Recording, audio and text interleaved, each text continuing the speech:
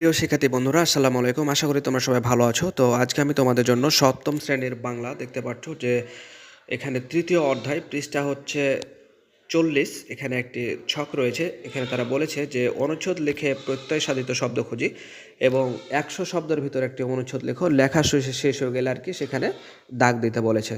তো চলো যাই, তোমাদের টেনশনের কোনো কারণে আমি সবগুলো সমাধান এর আগেও করে দিয়েছি, আজকেরটাও করে দেবো ইনশাআল্লাহ। তো চলো যাই, আর কথা না বলে শুরু করি। তার আগে একটা কথা বলে রাখি যে তোমরা যারা এখনও আমাদের চ্যানেলটি সাবস্ক্রাইব করোনি, চ্যানেলটি সাবস্ক্রাইব করে আজও আমাদের পরিবারের সদস্য হয়ে যাও। প্রিয় শিক্ষার্থী, দেখতে পাচ্ছ এখানে তোমাদের জন্য একটি অনুচ্ছেদ লিখে দেওয়া হয়েছে। এটা হচ্ছে 100 শব্দের ভেতরে। তো দেখতে পাচ্ছ, একদিন বাবা বলেছিলেন শৈশবে। তো এই শৈশবে দেখতে পাচ্ছ যেগুলো মোটা অক্ষর দিয়ে লেখা রয়েছে সেগুলোর নিচে তোমরা দাগ দিয়ে নিবে। তো দেখতে পাচ্ছ দোলনায় দুলতে, দেখতে পাচ্ছ এখানে দোলনায়, এটা মোটা অক্ষর দিয়ে লেখা আছে। তোমরা এখানে ওর নিচে অবশ্যই দাগ দিয়ে নেবে, কারণ তারা বলেছে যে দাগ দিতে।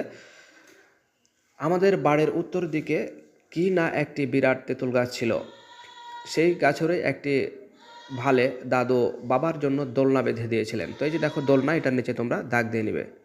বাবার প্রিয় খেলনা ছিল একটি কাঠের ঘোড়া। বাড়ির সামনের ফসলের ক্ষেতে চাষি নানা রকম ফসল ফলাতেন। তো দেখতে পাচ্ছ এখানে খেলনা এবং চাষের নিচে তোমরা দাগ দিয়ে নাও। বাবা সেসবে মুগ্ধ হয়ে দেখতেন। জগতের সকল প্রাণীকে বাবা ভালোবাসলেও তার প্রতি তার প্রিয় প্রাণী ছিল বাঘা নামের একটি বিড়াল। তো দেখতে পাচ্ছ প্রাণীকে এবং প্রাণী এগুলোর নিচে তোমরা দাগ দিয়ে নাও।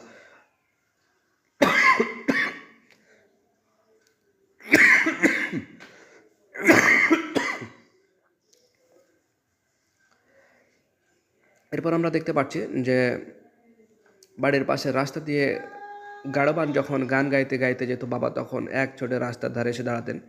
বাবা নিজেও খুব ভালো গান গাইতে পারেন।